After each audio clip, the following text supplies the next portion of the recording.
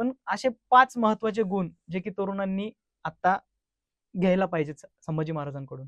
आपल्या वडिलांचं, आपल्या आजीचं स्वप्न पूर्ण करणं म्हणजे स्वप्नाचा पाठलाग करणं, स्वप्नपूर्तीचं ध्येय असणं हा पहिला गुण आहे. शिवाजी महाराजांच्या नंतर संभाजी महाराजांनी मावळ्यांसाठी जीवाचं रान केलं. म्हणजे ज्यांनी आपल्यासाठी काम केलंय त्यांच्यासाठी आपण काहीतरी केलं पाहिजे, ही पहिली गोष्ट. ही अलीकडच्या राजकारणात दिसत नाही. हा दुसरा गुण आहे की जो माणूस इथल्या स्वराज्यासाठी झटलाय त्या माणसाला त्याचं स्थान दिलं पाहिजे. तिसरी गोष्ट, मला एखादी गोष्ट साध्य करायची असेल तर कितीही अडचणी, कितीही संकट आली तरी ध्येयापासून विचलित व्हायचं नाही, ही तिसरी गोष्ट. चौथी गोष्ट, संभाजी महाराजांचं बलिदान हे राष्ट्राला प्रेरणा देणारं ठरत आहे. याचा अर्थ माझी निष्ठा फार महत्वाची.